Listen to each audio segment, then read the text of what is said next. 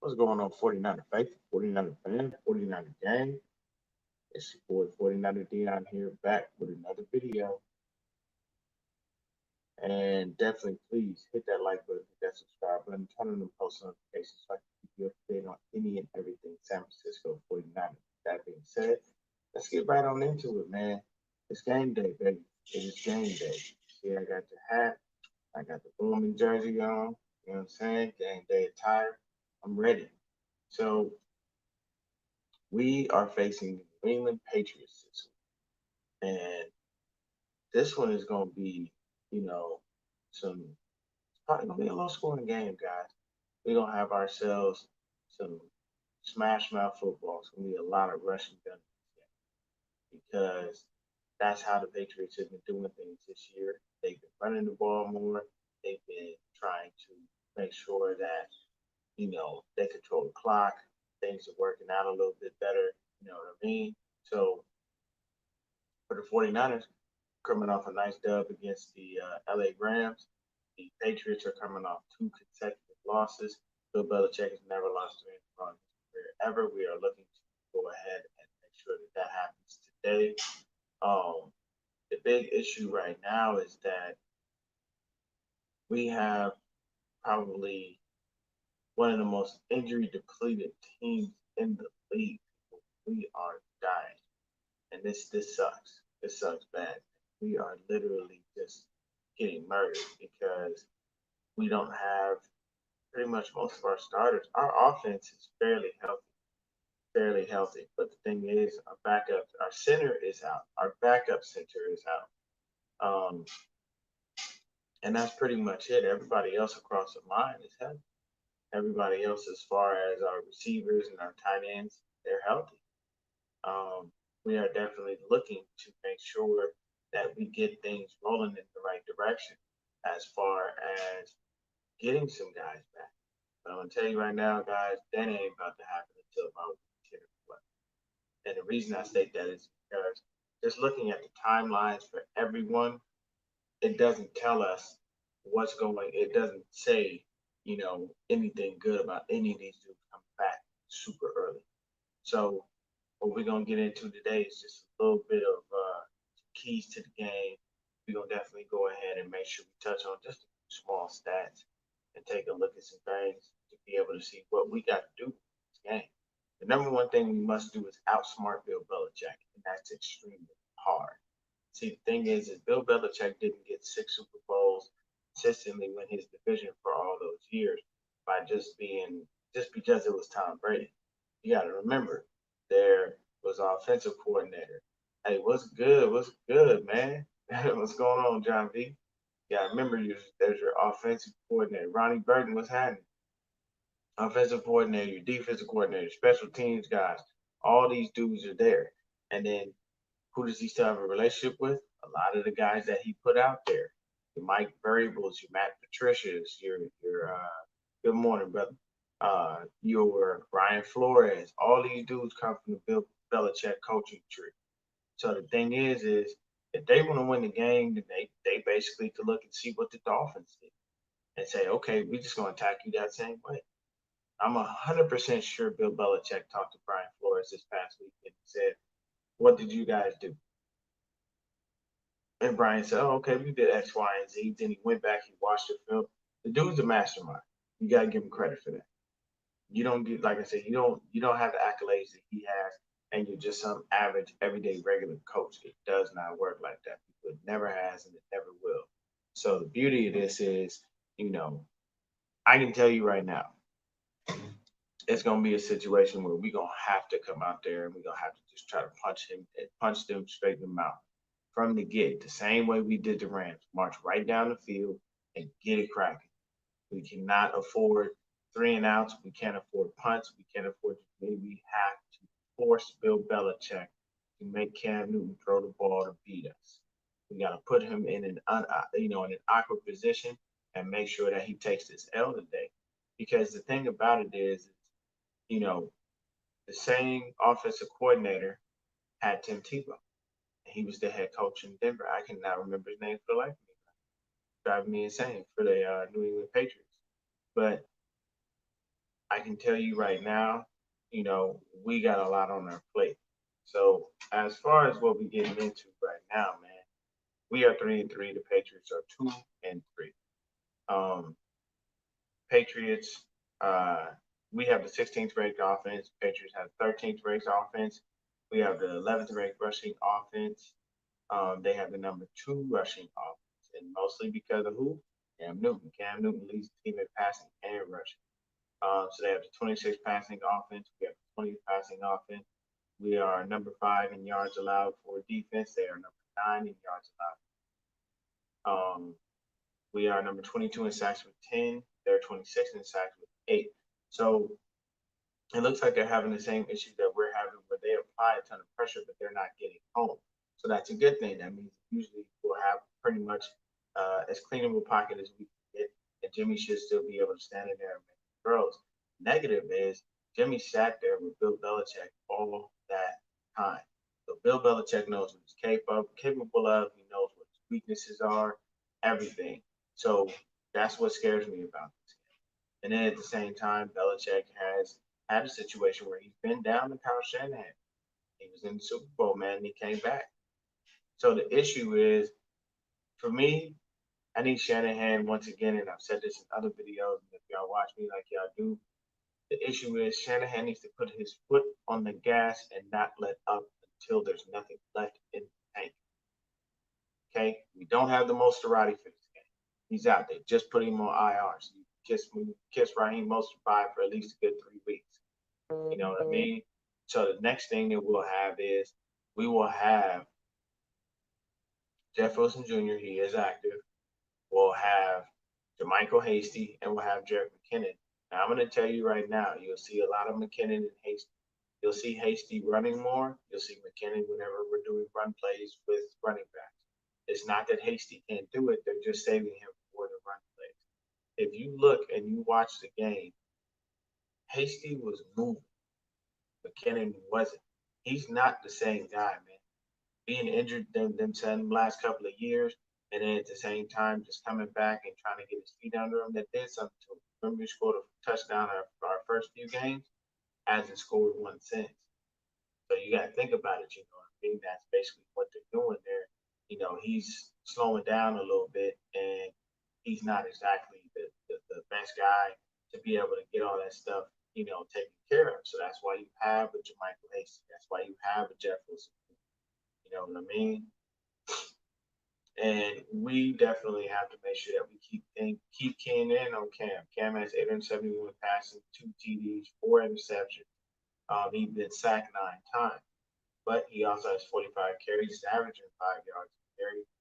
The man has like about 223 yards, if I'm not mistaken. He's their leading rusher and their leading passer.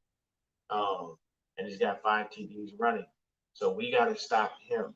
On offense, I mean, you got Julian Edelman, Demir Bird, and N'Keal Harry. We all know that Harry looks like a complete first round bust, and he was a waste of a pick because he can't catch the ball, even if it had glue and stick him on it, and he had gloves on. He just seems not to be able to do that. Edelman is still the number one guy. So if you eliminate him and you eliminate the little short dink and dunk passes to Julian Edelman, and you make it a situation where Demir Bird and N'Keal Harry have to win this game, and we can slow down Cam on the rush, you can get it. The one thing about Cam is that he's not ridiculously fast. He's not as fast as he used to be back in the day. Cam is a load. And the issue is you have to tackle Cam. There is no throwing your body into Cam Newton and then he just goes down. It does not work like that. It does not work like that. I can tell you right now that you have to be a person. You have to be a person who knows how to wrap up and knows how to tackle. Dre Greenlaw said it best in his interview that that's what you got to do. Like, coach tells us exactly what we need to do. We got to execute that game plan. You yourself have to make sure that at the end of the day, you're wrapping up Cam Newton. You're actually tackling him. You're, basically even wrapping your legs around his ankle so he can't move his legs.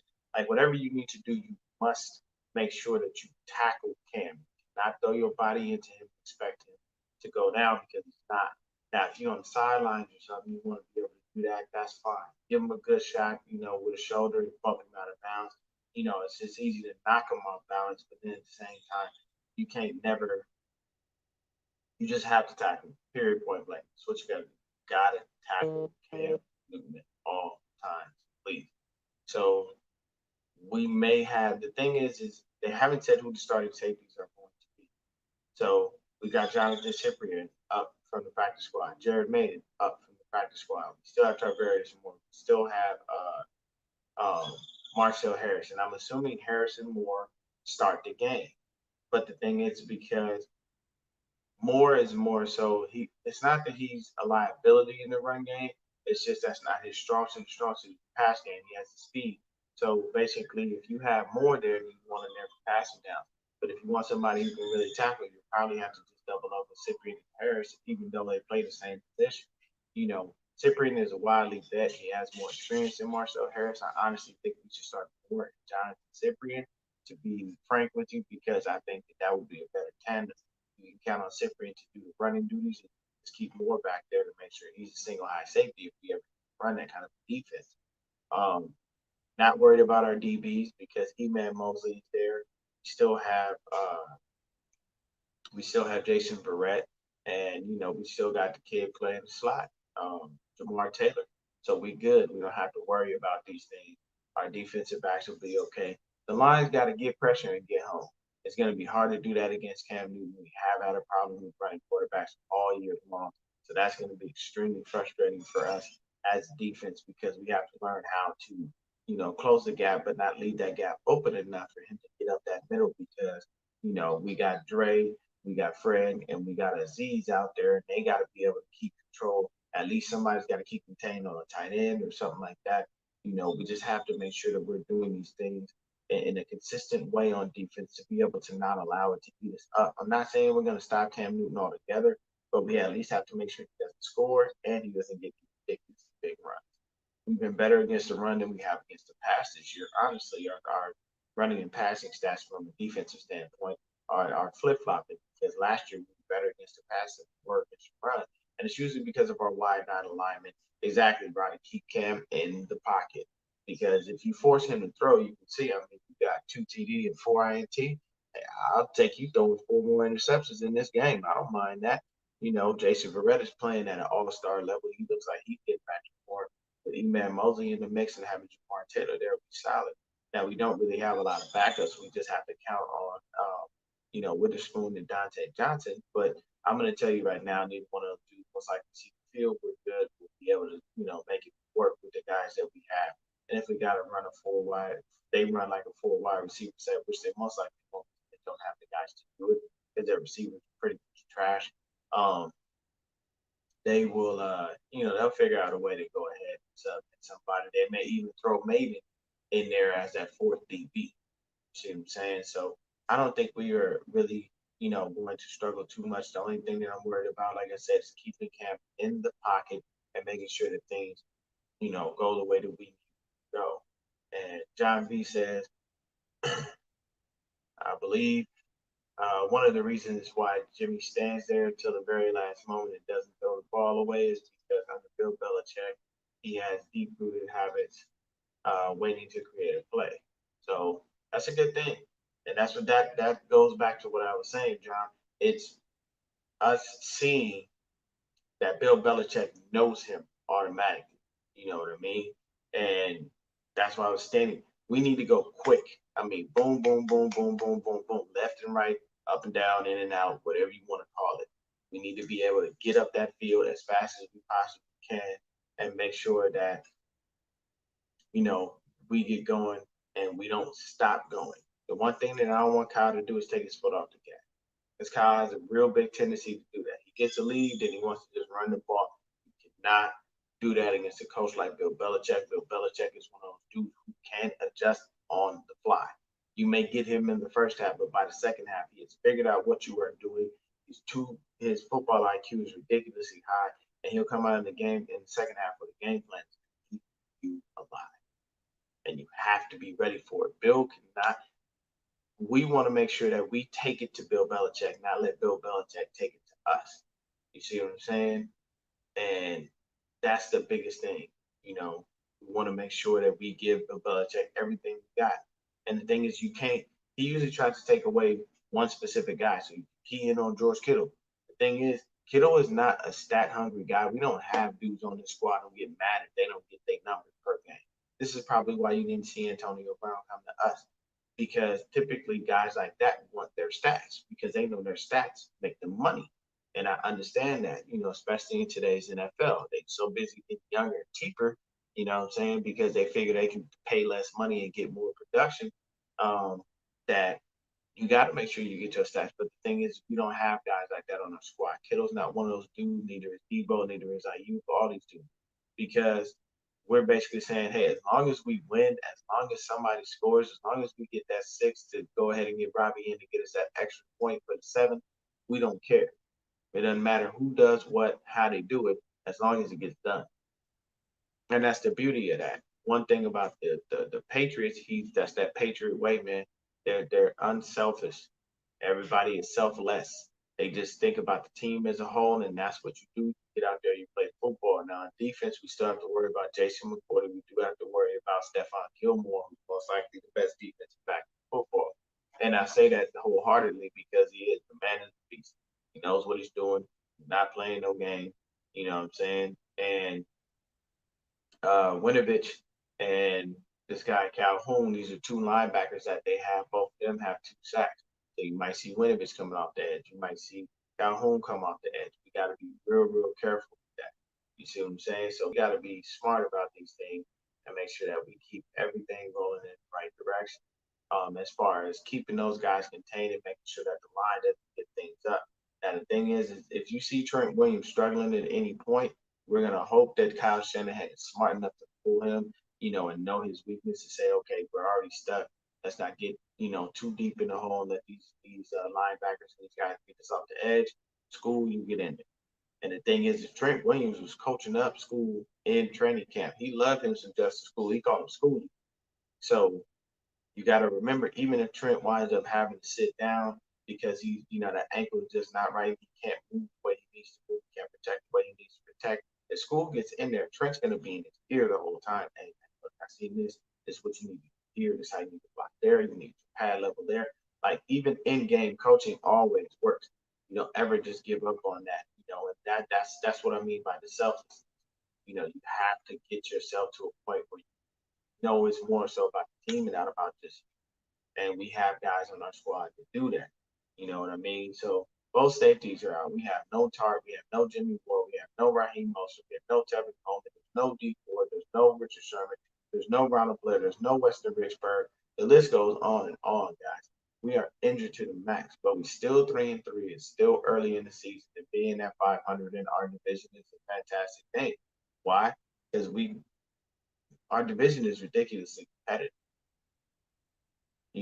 We lost to the Cards to open the season.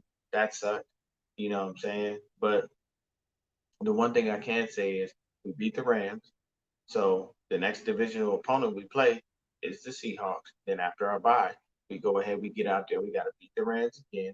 See what I'm saying? There are things that we can do to be able to win these games and still win this division. We just got to count on Seattle to start losing a couple of games. I'm just very happy that they didn't get Antonio Brown. Rumored they were looking to sign him. And here's the issue with this. If they would have signed Antonio Brown, it's going to make a real big problem for us and for our DBs. And let me tell you why. You have to respect the defense. You have to respect the offensive guys on that team. DK Metcalf and Tyler Lockett. Can you imagine that? They would have had Antonio Brown, DK Metcalf, and Tyler Lockett in the slot. That would have been a nightmare for any team to face. And Russell Wilson is your quarterback. Yeah, guys, we let me say this. Don't ever get too big headed where you overlook your opponent to a point where you put yourself in an uncompromising situation. You wind up beating your ass. That's just in life, you know what I'm saying, and on the football field. That's how that works. You don't ever want to do that. So we got to be smart. We got to be quick. We got to be diligent. And we got to make sure things happen the right way. So for me personally, I'm very happy that AB went over to Tampa Bay. Thank God. Don't want him here. Don't want to see him. But the keys for us, get going early, get started quick, and keep your foot on the gas. gas. Do not let up. Don't give Bill Belichick a second to breathe. Continue to throttle as much as you possibly can. And if we get any turnovers, score on those turnovers. We can't allow turnovers to turn into punts, and we can't allow them to turn into any type of 3-and-out. We must allow turnovers to turn into points, whether it be 3 or 6, or we get a safety and it's 2. They must turn into points. We have to capitalize on every chance we get. Jason Verrett had the interception last week, didn't turn it into points. And then at the end of the game, you see we only won the game by 8. If somehow, some way, by some freak of nature chance, the Rams find a way to get downfield and they score, we got to stop a 2-point conversion. These things cannot happen. Kyle must keep his foot on the gas, and we got to keep it rolling. So let me go through some of these comments. John B says, Ronnie, we can't keep baseball in a garbage bag, homie. We have to stop giving Boyle's QB lanes up the middle. We crave the edge, but open up the middle. That's right. That's very true, John B. Yeah, injuries on top of injuries, Dre. Bro, man, horrible, horrible, horrible. Yeah, we just got to do what we got to do, man. But I think at the end of the day, and shout out to Dre, shout out to Niners all day. If you ain't hit the like and subscribe button, you should. And if you don't do it, you're missing out. Because Dre, Jason, and Bronze is over there giving up all the game. All the game. I'm talking about all the game. Hopefully you guys have seen the meme going around. Just to touch on something light. If you've seen Friday, I mean, all of us on here should be old enough to have watched Friday. If you've seen Friday, they got, I think it's Aaron Donald. There's like 2, I think the running back Henderson or whatever his name is, and another dude. Oh, and then they just got dude from Friday. They got the guy that was in there that got knocked the fuck out. It's just hilarious. It's a meme going around, and basically they say Debo coming, and you see Debo riding up on the bike, like right when they sitting out front of Craig House, and they trying to hide their chain and tucking it. That's, oh my God, I was weak, so weak. But I'm looking at Bill Belichick in his feelings this game. I want him to feel just like that. I want him to look, and I want Kyle to be coming for him. I wanted to look at him and say, we gave you your first 3-game losing streak of your career ever. But it's all about literally collapsing the pocket and making sure that the middle and up the gut is not open for Cam to be able to make moves. Because if he does, you got to remember, though Cam may not be as fast as he once was, Cam is still a threat. He's a viable threat in the run game, leading that team in rushing and passing. That says they're using you to that advantage. And that's what, the coordinator did with Tim Tebow. That's what he's doing right now with Cam Newton. So you got to be Josh McDaniels. There's the thing. You got to be very prepared for things like that. And I'm hoping that Saleh has actually seen that and is ready to adjust. I'm banking on Ron Kinlaw getting his first sack. You know what I mean? Kinlaw is a massive individual.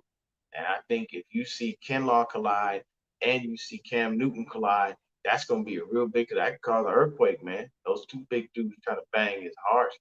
So we must stop their run. And they must stop our run and our pass, because we have a very intricate system where you don't know if it's run and pass. You may look at certain things and go, okay, they're going to run on this one. Next thing you know, we didn't set that up, and boom, we threw the ball. So I don't mind if he tries to take away George Kittle. That's fine. You know why? Because we still have Debo, we still have IU, we still got KB. There are too many other receivers out there that can get into the mix and do things. Oh, morning, Mom. Tell great grandma I said hello.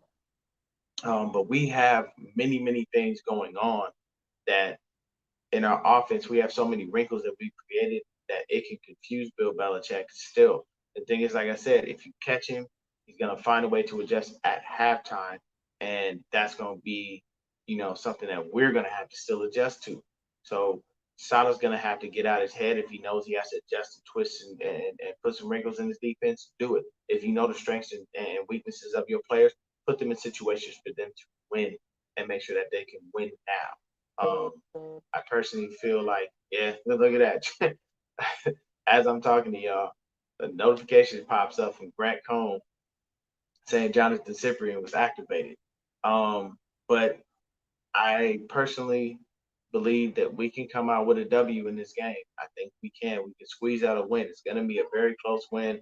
I say we're only going to win by maybe probably about it's either three to 7 points. So either a field goal or a touchdown. It's not going to be no blowout. We're not going to see anything ridiculously big. But the key to the game for us on offense is make sure we continue to run our offense. And when we run our offense, we run it efficiently, effectively, and we score on almost every drive that we have. I know that's a really, really large task to ask for, but you cannot give Bill Belichick any leeway, any room to catch you in any way, shape, or form. If Belichick has that option, he will get you and he will eat you alive. He will figure it out. The thing for us on defense is to contain Cam in the pocket, make him throw the ball because he makes more mistakes than he does good things. 2 TDs to 4 interceptions, that's bad, you know. So, hey man, I appreciate that, John B. Shouting out moms, man. Thank you, brother, man. And I appreciate you, shouting out to my grandmother, man. I really, really do, bro. You know what I'm saying? That's definitely a very, very, very nice gesture. That, man. Let me put that right up there. Um, but we have everything that we need to be able to win this game. And I don't believe that we lose. I believe we win by a small margin, but I believe if we go out there, we control the clock, we make sure we make the most of every opportunity that we get, and Kyle does not take his foot off the gas. This is an easy dub, but we don't have a lot of things that we have to look into. We don't really have to make it overcomplicated. We just have to make sure that we outsmart Bill Belichick, which is not easy to do. And we have to make sure that we contain Cam Newton in the pocket and make him throw that ball. We want Cam Newton throwing. We don't want him running. If he's running, he's more of a viable threat, and we have to make sure we tackle him, guys. There is no throwing your body into Cam Newton. I will reiterate that once again. There is no throwing your body into Cam Newton. That is a massive individual. Okay, he may dress ridiculously crazy. His press conference interviews, I don't know what the man gonna have on. And he at halftime, I'm crying laughing because I'm looking going, what? Now he says he does that on his own because he wants people to feel like they should be free to wear what they want to wear. I don't come from that era, my guy. Dre doesn't come from that era. Like you wear what you want, but there's limits. There's points where we stop. You know what I'm saying? There's that line in the sand that you don't cross, and Cam jumped that line every time. But I am going to say we win this game 27-24 and or 27.